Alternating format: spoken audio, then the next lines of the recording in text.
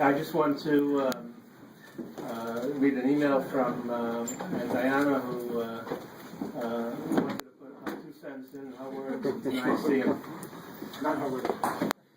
Having taken on the Parshiot of Kisese and Kisavu, I wanted to make an attempt at something meaningful.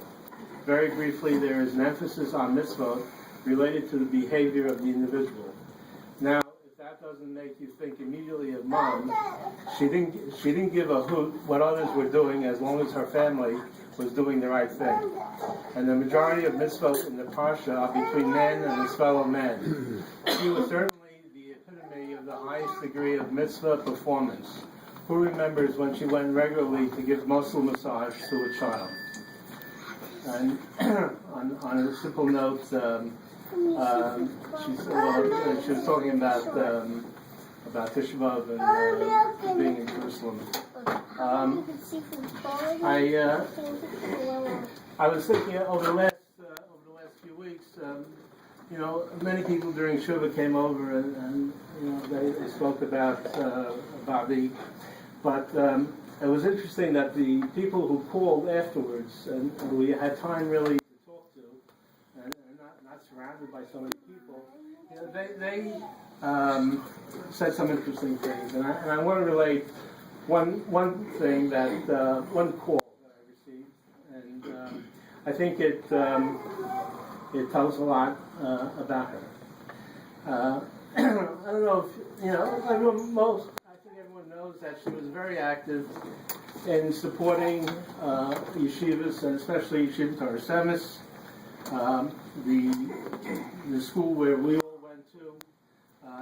She had a passion about it. I mean, it was just unbelievable how much money she raised with bazaars and bingo and just giving money to the yeshiva to make sure that it was financially viable. Most of the students that were in the yeshiva during the 1950s were from Holocaust survivors, and most of the parents really didn't have any money to pay the tuition. So a lot depended on the Jews that came before the war, like Babbis and Zaidi, who were doing all right, and they were the ones that had the obligation to support the school, and they took it on and did a yeoman's job. And I always say that Bobby's generation did things that no other generation was able to do, what they were able to accomplish. So I got a call from someone who went to Torah Semis, who was he was in between my grade and Simo's grade, and he told me a story that when he was in the yeshiva, he came from Williamsburg. He was very poor. His parents moved from an apartment in Williamsburg to Borough Park, and he never received anything. He never received any gifts. He never received any toys. And it was the custom of Babbis and Zaidi every Pesach to give every yeshiva student a gift. And his first year in the yeshiva, he received this wallet. This is like, it was a gift from them. And he didn't know, he says this was the first time he ever received anything.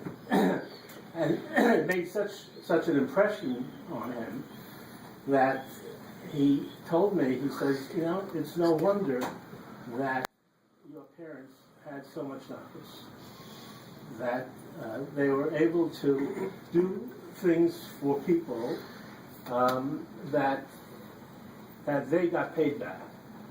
And he also told me that, he, in later years, he went to every Pesach, the yeshiva had taken him to Chatham Clothes. That was the store where we always got our suits. And they always got him a new suit. I didn't tell him, but the money for that came from your grandparents, great-grandparents. So we should take from that as an example that there are many ways in which you could touch people and affect people. And it's not just by giving money and just to pay salaries, but it's doing little things, doing things that really make an impression, and it stayed with him his whole life. And he made this call after Shiva because he wanted to have a discussion with me about it, and I was very thankful for it. Who was that?